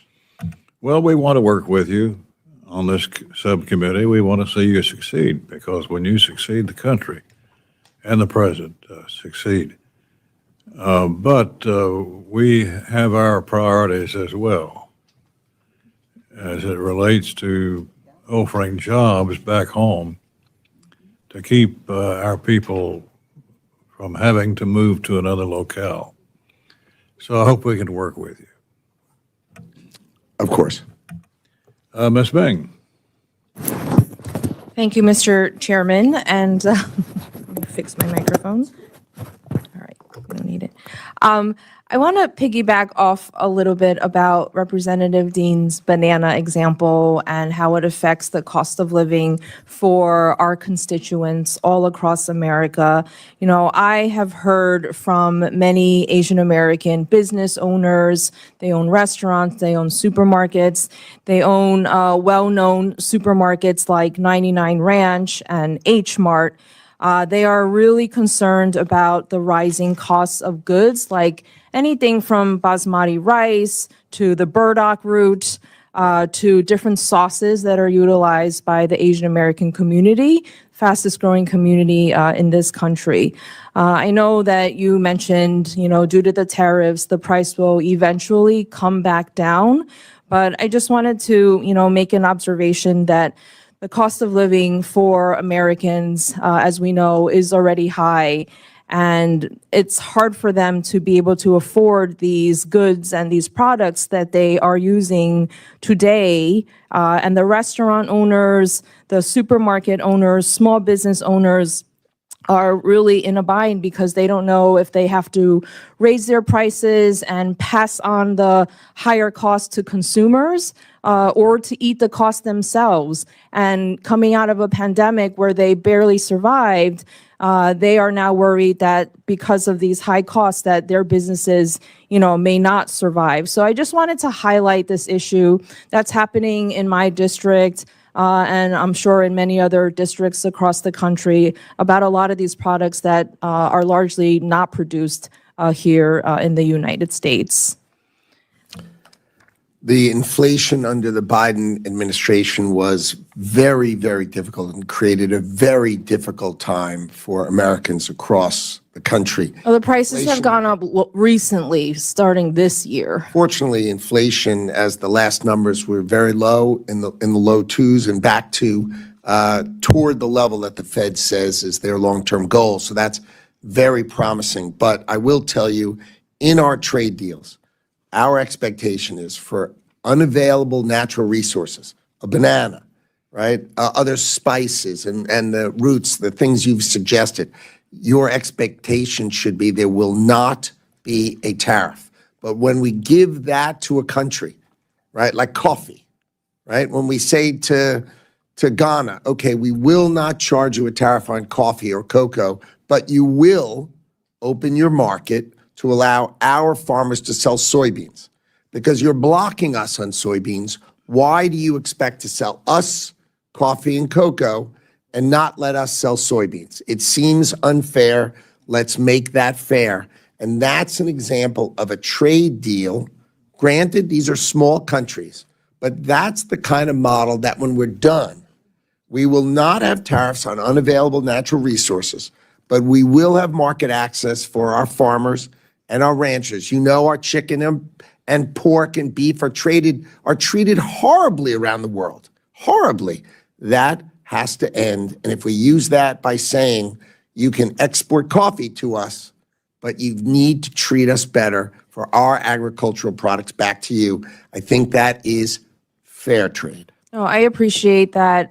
Do you have a sense of a timeline? I appreciate that the cost will eventually come back down, but when my constituents, just average individual consumers or small business owners are asking me when the prices will come back down, prices that have gone up only in recent months after this new Trump administration, what can we tell our constituents? The president has set out July 9th as the date by which he expects most transaction deals to have occurred.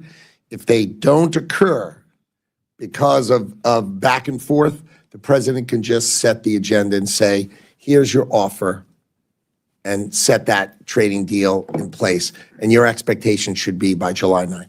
Okay, I appreciate that. And I just, in my 30 seconds left, I want to align myself with the concerns made by the chair about EDA.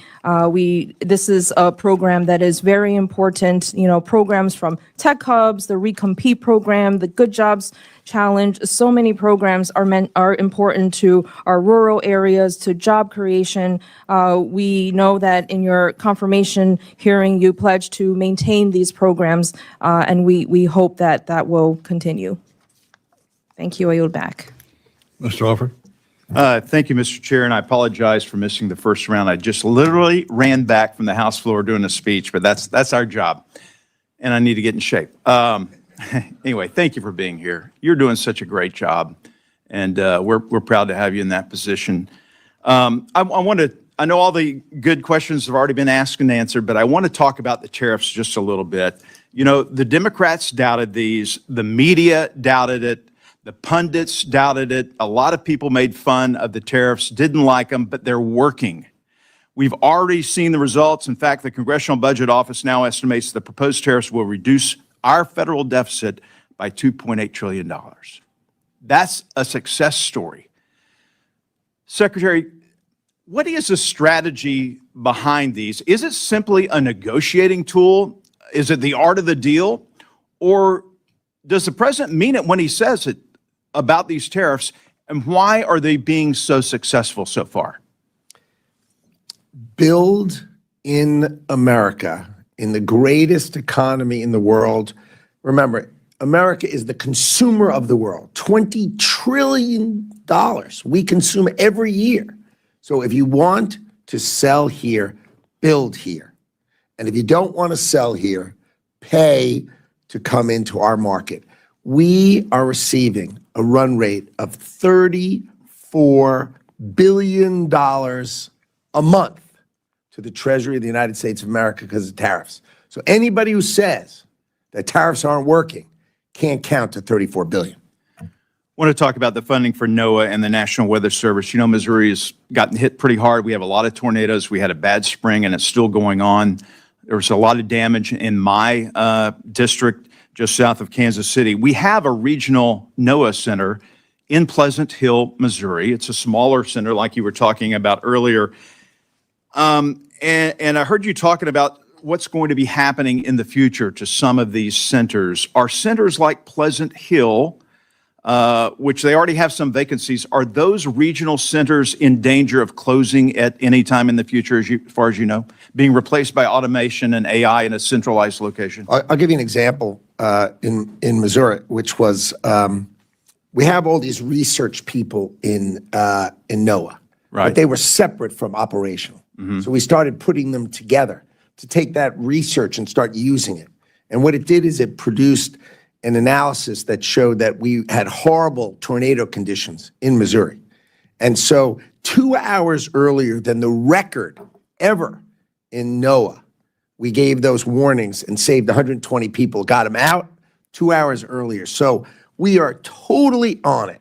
But the concept of having 4 people, and one of them has a baby and one of them's out sick and somehow we're not able to do it 24 hours a day, seems silly. That we should have, if we have 2,100 meteorologists, I promise you, we can cover the United States of America 24 hours a day, 7 days a week, and we can have better technology, right? We used to have human beings would launch a weather balloon. Right. Like I could imagine like someone just going, whoop, come on. We do, it's called auto sonders. We now do it in an automated fashion. So I don't need the person to launch the balloon. So because I can launch the balloon. So I've been inside the center. It's pretty cool. And I used to be in television news there in Kansas City. A lot of my friends are meteorologists at these stations who have personal relationships with the people at NOAA and NWS. I think they're a little concerned. And will these centers be closing, but the information, which is also life-saving, be coming from a centralized location? I think it'll be both. I think there'll be many centers that will stay and will augment and be bigger and stronger and more powerful. But the concept is we've got to be able to automate ourselves and back each other up. This concept that the data just stays in Missouri and is not available to be analyzed by Nebraska or other meteorologists is illogical. That needs to change. If I showed you the technology, you'd drop your head embarrassed to be an American. When we're done in this Commerce Department, and I'm done with my term, I promise you, you will be proud of the technology in the Department of Commerce. Mr. Chair, if you would indulge me for one more question. I want to talk about the BEAD program, also very important to my state, very rural state. Biden administration put in $42.5 billion and not one home hooked up. It's a disgrace, I think. You talked about tech agnostic approach, and you talked about the 3 options. It's got to be a fix. What are those 3 options again? Fixed wireless, which we all know is Wi-Fi. Right? Fiber, laying cable, or satellite. Any of those 3 serve broadband, and we should be agnostic to which one. So some of the folks in my district and state are concerned that we want to get everyone hooked up, and it's got to be the right system. Satellite is not going to work all over Missouri. So we're going to get the system that actually works, right, for our money. All right. Yes. I hear the light tap of the chairman. It's a gavel. I will yield back. Mr. Laurel. Thank you very much, Mr. Chairman. Just a couple of things. I gather, and I'm just going to assume that it's a no, that you're not going to post how and when American taxpayers' dollars are being used for what programs. That's the issue of the apportionment, which is again legal. So it's a legal issue there.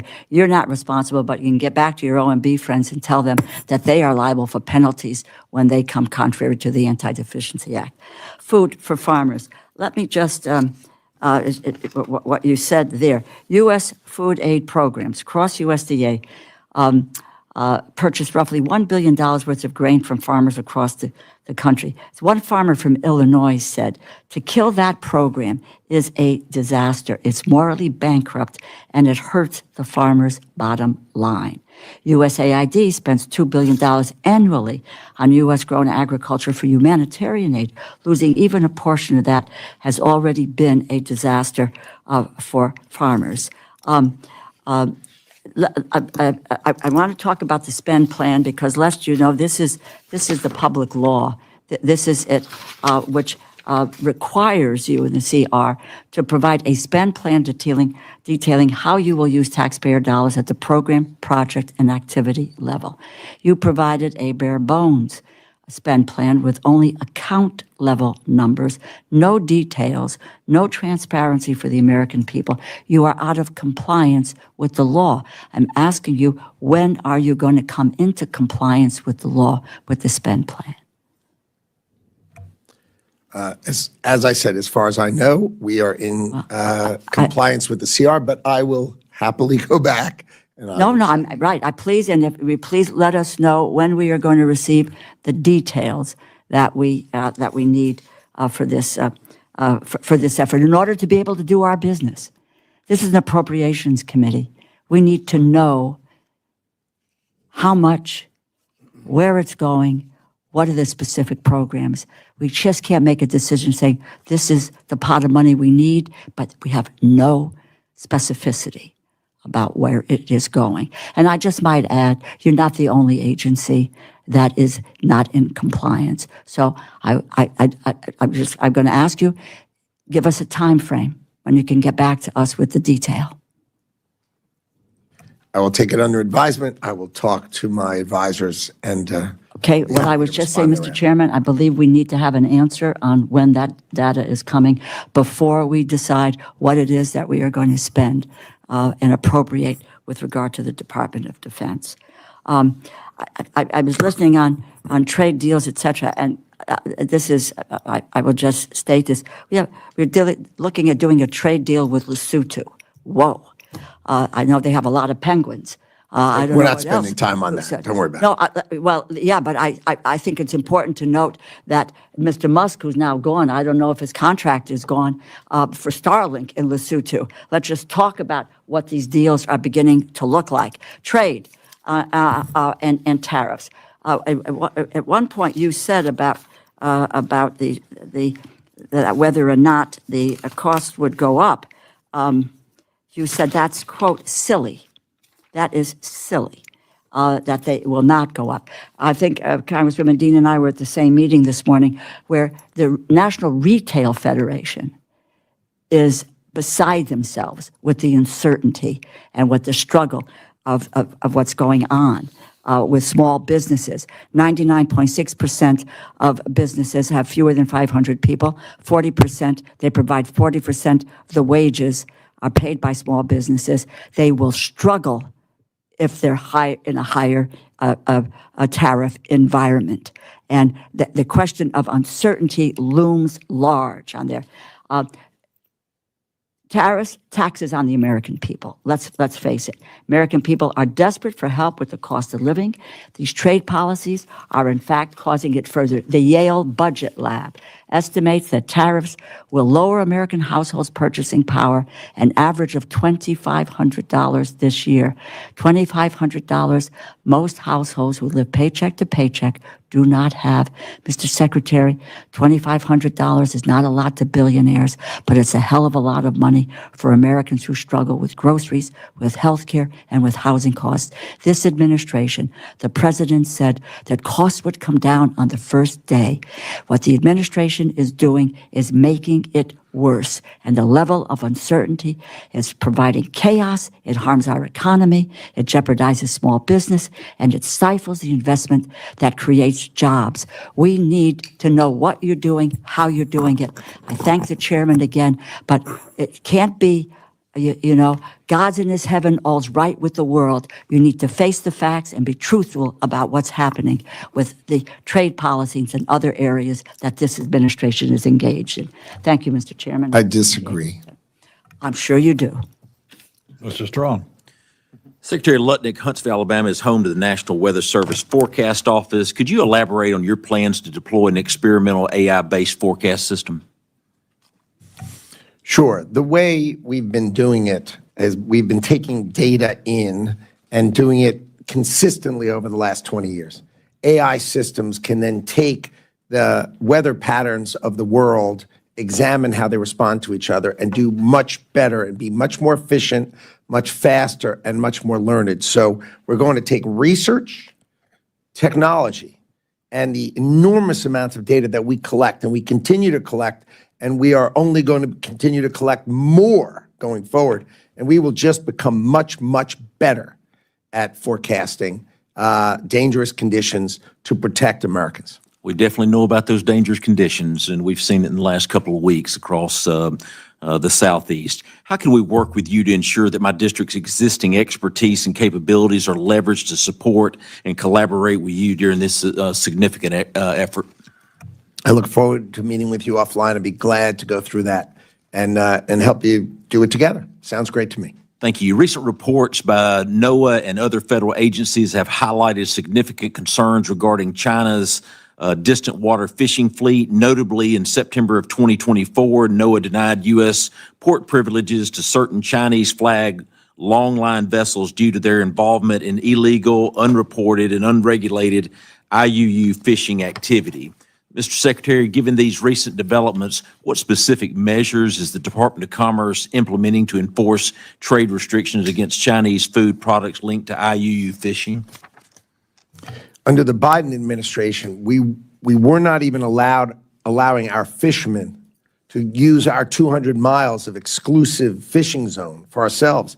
And of course, when we weren't out there fishing, guess who was out there fishing, right? Our adversaries just go in. If you're not there, well, they're going to fish there just the same. So the idea was, first, we allow all of our fishermen the maximum usage they possibly can because we protect and care about American fishing.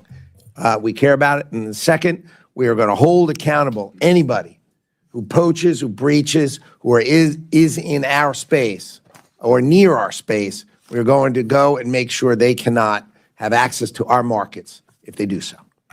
Thank you. Mr. Secretary, the American farmer is suffering. Commodity prices are low. Many countries have taken advantage of the American farmer. It appears that we're buying beef from other countries rather than buying from the American cattle farmer. What is the number one thing as Secretary that you can do to help the American farmer? We, in trade deals, can open the market. Beef in the UK.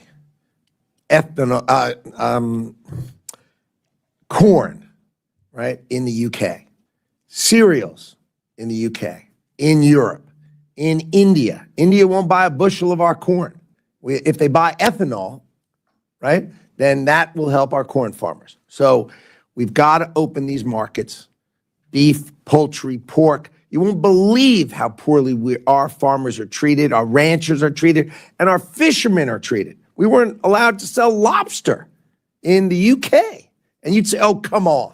If you read the way we are treated so badly, you would understand why the president is on these trade deals. Make it fair for our people. I always lead with agriculture because we're just treated so badly. If you read it, you would just keep shaking your head. I can't believe it. I didn't know it when I wasn't here. And when I first read it, I said, oh, come on. And it's all sort of old rules that are just not true anymore, and we're blasting those open, and that's what I'm going to do for our farmers, our ranchers, and our fishermen. I'm thankful for what you're doing, and these trade agreements have got to stop where America's being taken advantage of, and I commend you and your staff for what you're doing. I know it's a lot of hours being spent, but we're in a process of resetting America, and the American farmer and the American automobile industry will be better because of it. Mr. Chairman, I yield back. Mr. Ivey? Thank you, Mr. Chair. I wanted to follow up, Mr. Secretary, with respect to the chair's questions about EDA. You mentioned 80 programs with respect to, which sounded like maybe the same 80 programs you were talking about for MBDA. Yeah, from the GAO, and I'll send you that report. You've asked for it, I will find it, and I will send it to you. Okay, I appreciate that.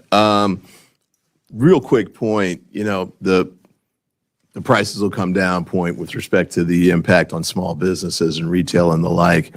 I just want to say that, I've got a lot of small business. I'm sure there are plenty across the country who can't wait. They're really up against the wall right now. The wolf is at the door. Their businesses are at risk of being shut down.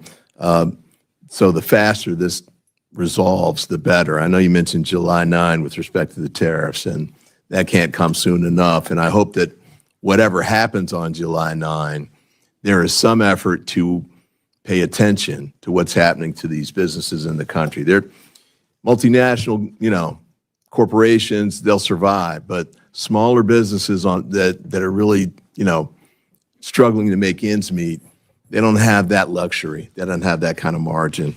Real quick on NIST, and you heard them, I think, from both sides of the aisle with respect to the need for a budget that gives more detail.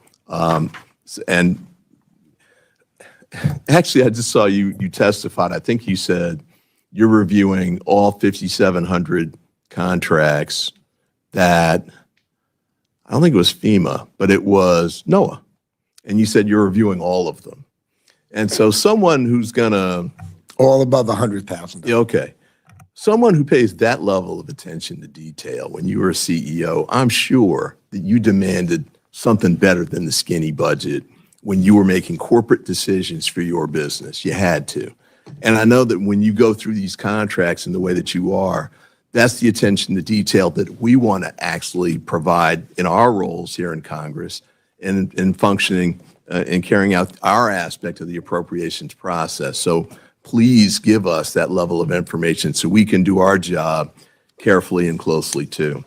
And then real quick point with respect to NIST, again, in the skinny budget, there's a $325 million reduction under that category. I don't really know where the money's coming from, but NIST is a critical agency, as you know, with respect to cyber and quantum and the like. You got a letter from, I guess, in concern about this, Software and Information Industry Association, CCIA, ITIF, Center for Data Innovation, a bunch of private industry leaders, TechNet, raising questions about where these cuts are going to come from and what's being done with them. The work done at NIST is not just a matter of maintaining technical excellence. It's a direct investment in ensuring that American industry continues to set the global benchmark for innovation. And we emphasize that NIST work represents a high-value investment that directly contributes to U.S. economic growth, competitiveness, and technological leadership. We caution that downsizing NIST or eliminating these initiatives will have ramifications for the ability of the American AI industry to continue to lead globally. So I share those concerns. I'd like to add to the record this article, Eric Geller, NIST loses key cyber experts and standards and research. For the record, NIST is playing a critical role in our competition with respect to AI for quantum across the board. I don't know what cuts you're talking about making with respect to them because of the level of or lack of detail with respect to the budget. But please be careful in the cuts that you make here. I don't know that any of them are justified necessarily. I can't really tell. But cutting this at this time, and that chart I tried to show you that you couldn't see, the quantum competition, we need all hands on deck. This is a critical time for the United States right now. Making cuts to those industries or to those aspects of the government. They're such key players with respect to the industries. This couldn't be a worse time to do it.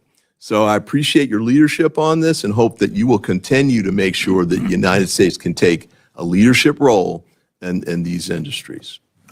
We are not cutting in quantum. We are not cutting in AI, but there are old programs that need to be re-examined, and that money can be used better. And the last thing I would say is we keep talking about small businesses. 90% of our businesses are American businesses, and we keep talking about 10% that import. If you build in America, you're being protected by the tariffs. It's good for small business in America that build in America. 90% of them build in America. Not all businesses build in America, as you just heard from 90%. Time of the gentleman has expired. Mrs. Dean? Thank you, Mr. Chairman. And thanks for hanging around for a second round. I wanted to first, Mr. Chairman, just offer for the record some articles and documents. The first is a Washington Post article of this week entitled, "We Are Witnessing the Suicide of a Superpower." The second is, as Ranking Member revealed, the report from Yale Budget Lab titled, "The State of U.S. Tariffs, June the 1st of this year." One of the highlights, American consumers face the highest average tariff rate they have endured since 1938, the Great Depression. The next one, U.S. Trade document, U.S. Trade Representative titled, "Reciprocal Tariffs Calculations and the Flawed Formula." I'm sure you know this formula very well, Mr. Secretary. It is incoherent and flawed. I enter that for the record. And a New York Times article, April 7th, the Trump White House cited my research to justify tariffs. It got it all wrong. And the final one, which was revealing of my use of the banana here, bananas to car seats. Walmart warns of price rise due to tariffs, for the record. Without objection? Thanks so much.